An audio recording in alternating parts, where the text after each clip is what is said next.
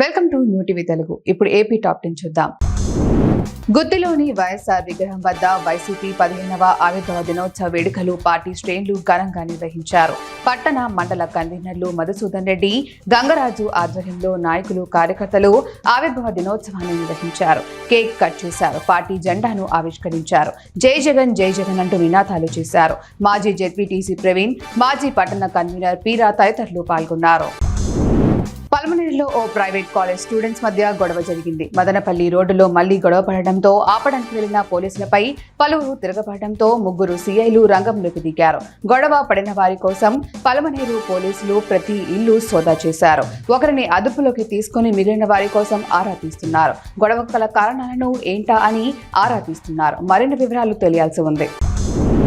బెంగళూరులో జరిగిన 45వ national master athletics championship పోటీలలో ప్రకాశం జిల్లా పోలీసులు తమ ప్రతిభను చాటుకున్నారు. నేషనల్ మాస్టర్ అథ్లెటిక్స్ పోటీలో పాల్గొని విశేష ప్రతిభ కనబరిచి పలు పథకాలు కైవసం చేసుకున్న ఆర్ఎస్ఐ సురేష్ కానిస్టేబుళ్లను ప్రకాశం జిల్లా ఎస్పీ ఏఆర్ దామోదర్ జిల్లా పోలీస్ కార్యాలయంలో ప్రత్యేకంగా అభినందించారు. ఈ సందర్భంగా సర్టిఫికేట్స్, మెడల్స్ ను అందజేశారు.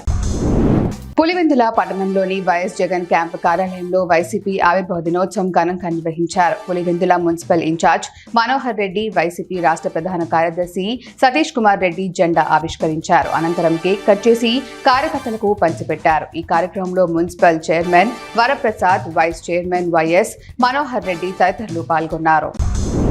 కాశీనాయన మండలంలోని జ్యోతి క్షేత్రాన్ని అన్నమయ్య కళాక్షేత్రం పీఠాధిపతి విజయశంకర్ స్వామి సందర్శించారు. కూల్చివేసిన వసతి భవనాలను ఆయన పరిశీలించారు. ప్రభుత్వ తీరుపై మండిపడ్డారు. లక్షలాది మందికి నిరంతరం అన్నదానం చేస్తున్న జ్యోతి క్షేత్రంపై ఈ విధమైన దాడులు చేస్తే చూస్తూ ఊరుకోబోమని, కురుక్షేత్ర యుద్ధం చేస్తామని హెచ్చరించారు. ఈ నాయకులు అవకాశవాద రాజకీయాలు చేస్తున్నారని మండిపడ్డారు.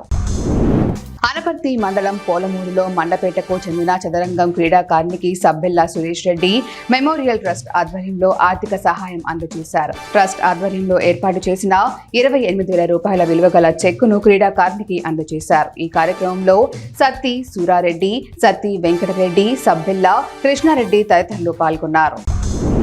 కొత్తపేట కుమ్మరి వీధిలో వెలిసిన శ్రీ ముత్యాలమ్మ అమ్మవారి మరియు శ్రీ పోతురాజు స్వామివారి 73వ వార్షిక తీర్థ మహోత్సవంలో మార్చి 9 నుంచి 11వ తేదీ వరకు నిర్వహిస్తున్నట్లు ఆలయ అర్చకులు లక్ష్మణాచార్య, నరసింహాచార్య తెలిపారు. ఈ సందర్భంగా వారు మాట్లాడుతూ 13వ తేదీన తీర్థ మహోత్సవము కుంకుమ అర్చనలు, ఘటములు ప్రతిష్టాపన, చిత్ర విచిత్ర వేషధారులతో ఊరేగింపు ఉంటుందని భక్తులంతా పాల్గొనాలని కోరారు.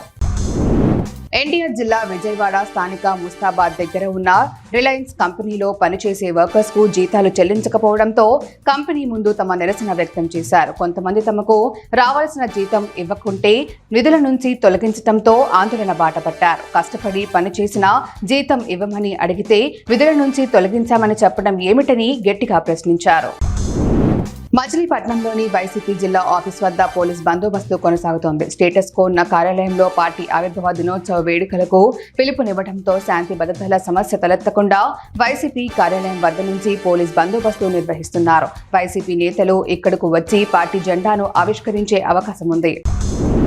నెల్లూరు విజిలెన్స్ అధికారులు దాడులు చేసి 4 కేజీల బంగారాన్ని స్వాధీనం చేసుకున్న ఘటన వెంకటాచలం టోల్ ప్లాజా వద్ద చోటు చేసుకుంది. పక్కా సమాచారంతో అధికారులు టోల్ ప్లాజా వద్ద తనిఖీలు చేసి హర్ష, జైన్, అన్నారం, నల్లారి, రంజిత్ కుమార్లు సరైన బిల్లులు లేకుండా చెన్నై నుంచి నెల్లూరుకు తీసుకొని వస్తుండగా స్వాధీనం చేసుకున్నారు. బంగారంతో పాటు కారు సీజ్ చేసి జీఎస్టీ అధికారులకు అప్పగించారు.